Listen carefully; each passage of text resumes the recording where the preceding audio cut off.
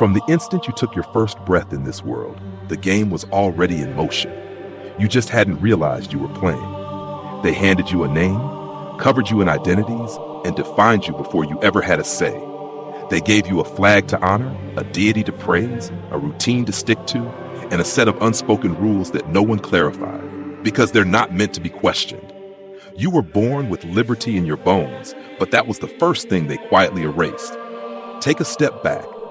Have you ever really challenged what you've been told since childhood? Not just your values, but the framework of your very reality? Why classrooms feel more like obedience drills? Why success so often comes bundled with anxiety? Why so many people around you seem drained, disenchanted, or numb, yet continue to repeat the same patterns every day? That's not living. That's a cycle. A meticulously crafted, brilliantly masked cycle, built to keep you docile, distracted, and useful, but never fully alive. They call it society. But what it really is a mechanism. One designed not for your essence, but for your productivity. Your life force is the currency, and they've been profiting off of it since your first cry. The greatest deception wasn't the theft of your wallet. It was the hijacking of your mind.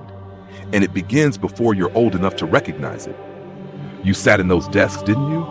Memorized dates, parroted lessons, got gold stars for staying in line, and red marks for coloring outside of it.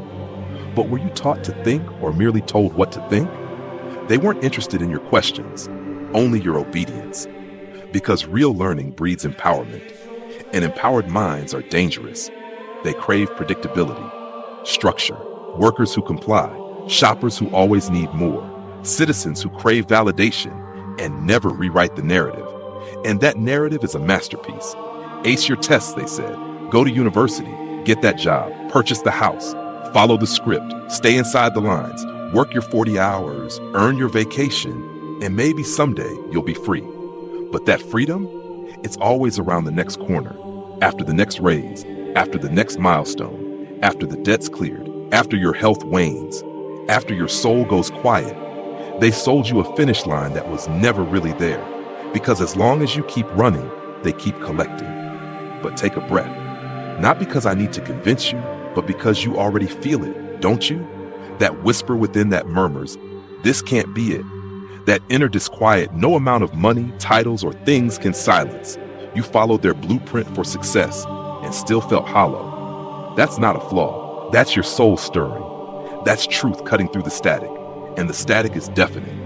Constant screens, notifications wired for dopamine hits, news bites crafted to enrage, alarm, and addict. Tech that claimed to liberate but devours your focus. Every tap, swipe, and heart tracked, analyzed, monetized. They don't just observe your actions, they predict them. They don't deliver knowledge, they sell illusions. And the most unsettling part? You start to believe those illusions are your own ideas. But here's the reality. What you call normal is often just programming. You were conditioned to compete, not connect, to chase image, not intimacy, to dread change, not question it. From the toys you held to the dreams you chased, it was never about you. It was about shaping a compliant character, a polished persona, a human-shaped cog. You weren't born for this. Not for gridlock, not for scrolling, not for arguing in comment sections, not for synthetic connection that leaves you lonelier than before. You weren't made to be efficient. You were made to be free. But freedom unsettles them, because a free soul doesn't need their products.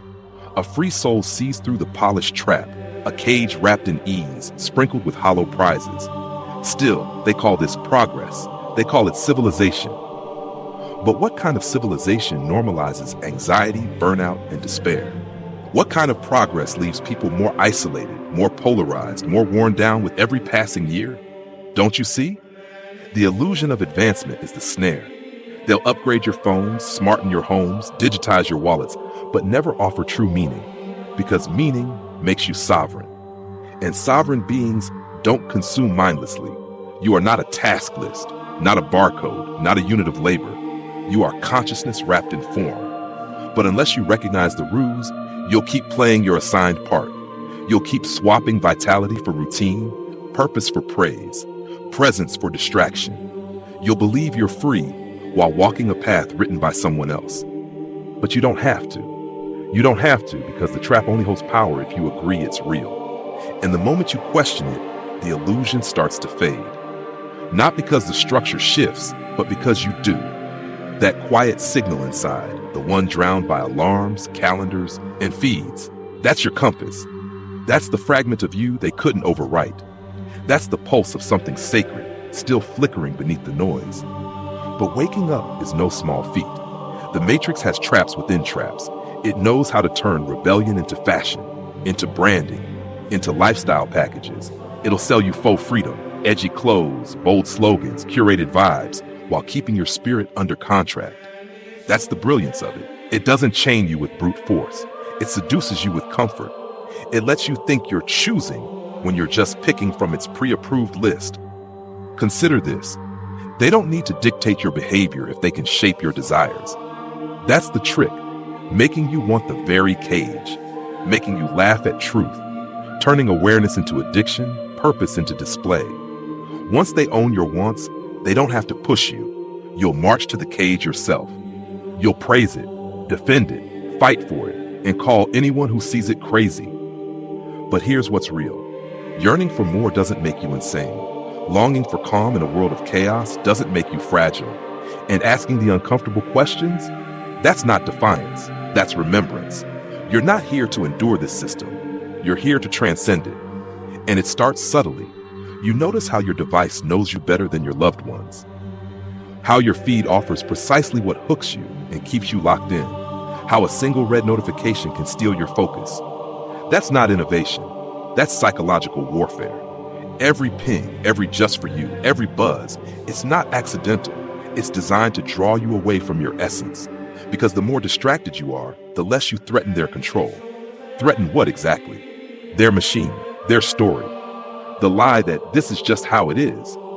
Because once you stop buying into that, you become something they can't quantify, someone with inner clarity, and that they can't predict or profit from. You've probably heard the claim that we're the most connected generation ever.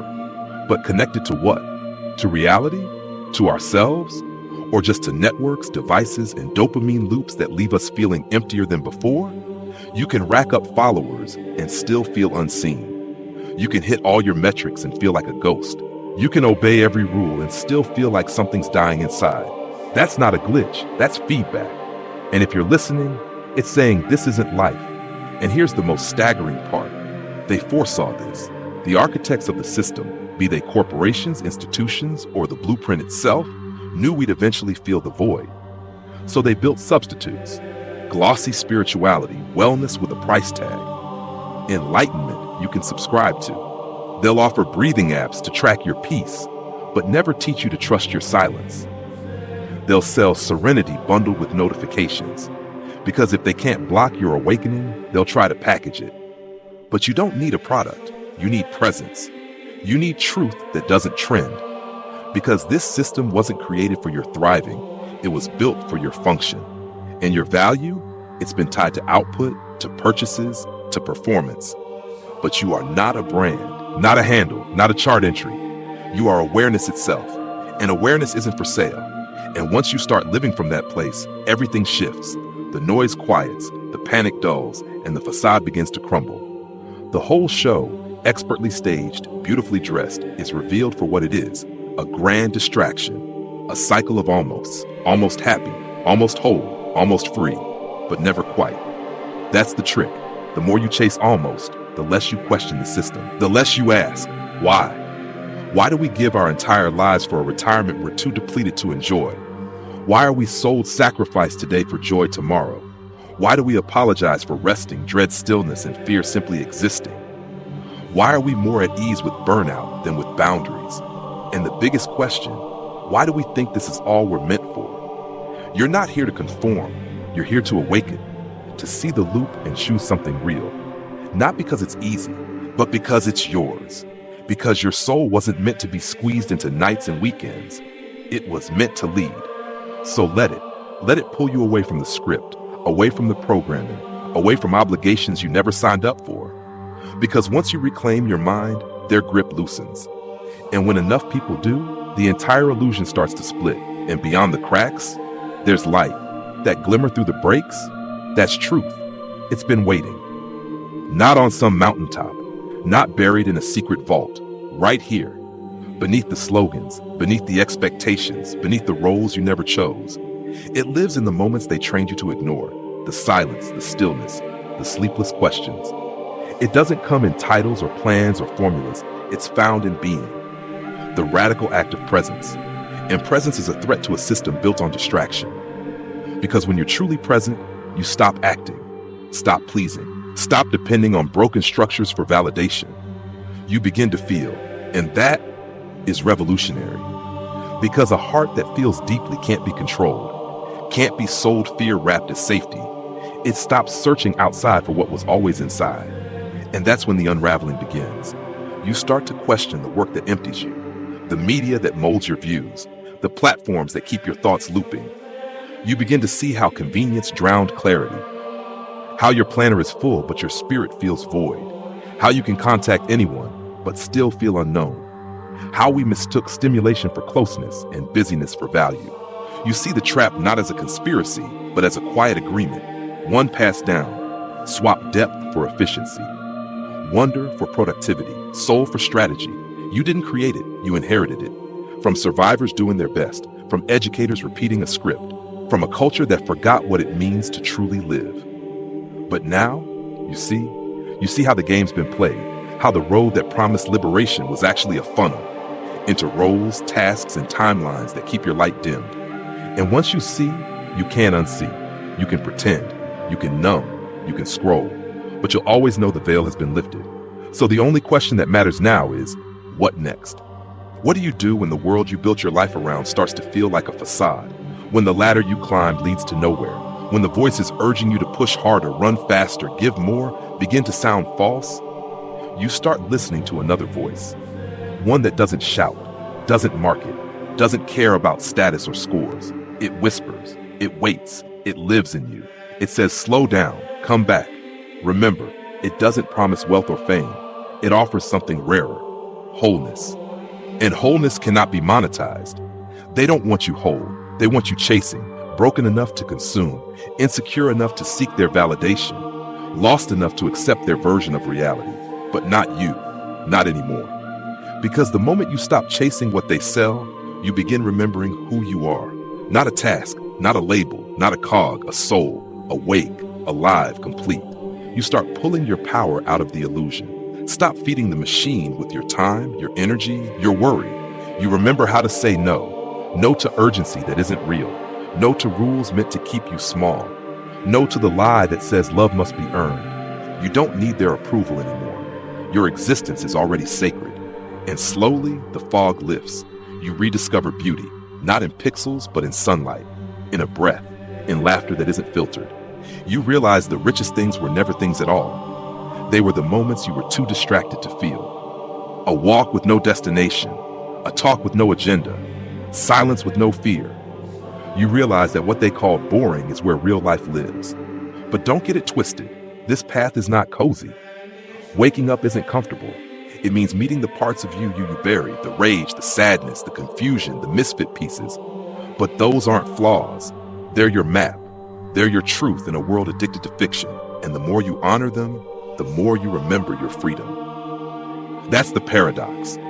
The moment you stop running from pain, it stops running your life. The moment you stop trying to be enough, you realize you always were. The moment you stop chasing approval, your voice emerges, and it doesn't whisper, it roars. And this is where the fire begins, the quiet kind, the one that doesn't burn your world down. It burns through illusion. It doesn't rage, it reveals. It peels away the layers you never consented to carry, the roles, the rules, the noise. And in that heat, something ancient starts to emerge. Not a version of you, not a brand, not a personality, but the one underneath it all.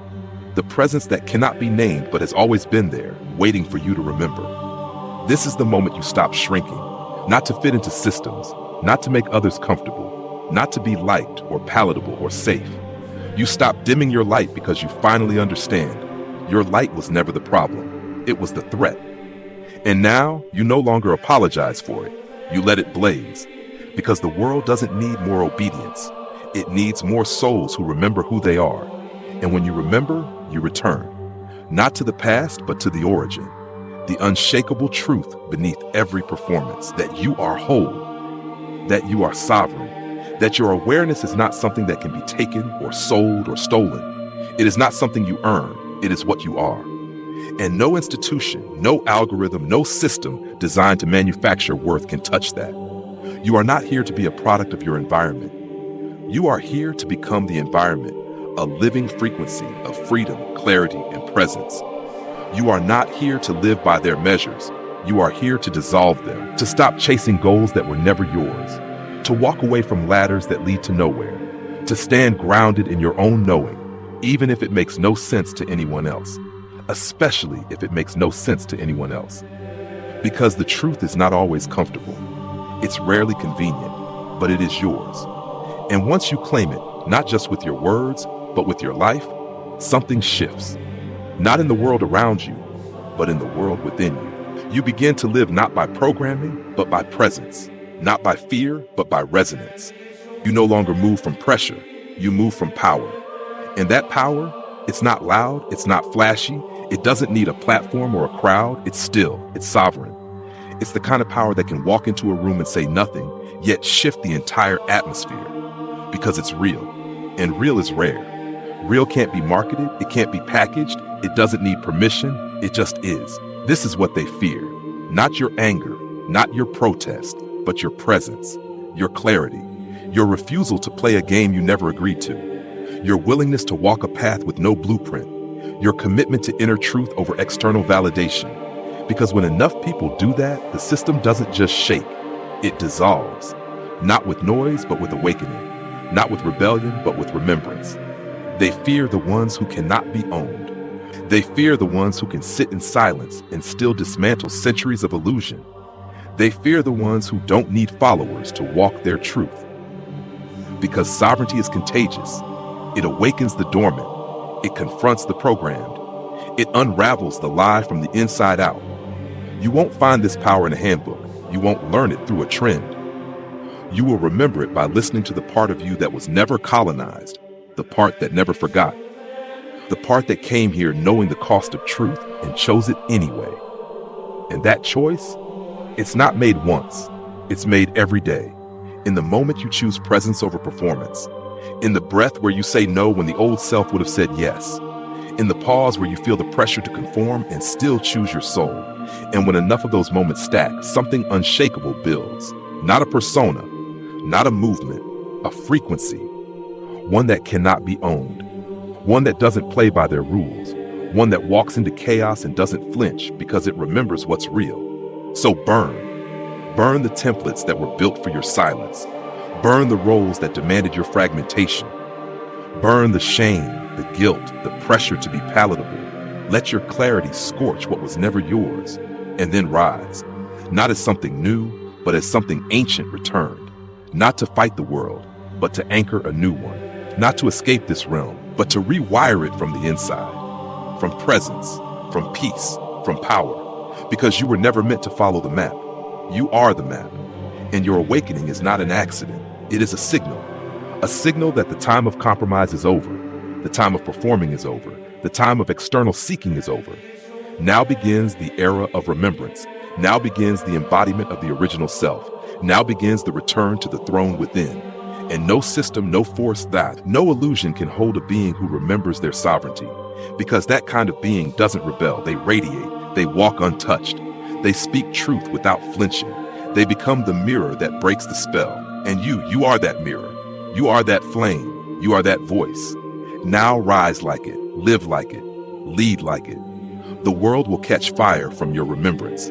And not everyone will thank you, but truth never needed permission. Only presence. Only power. Only you, unedited.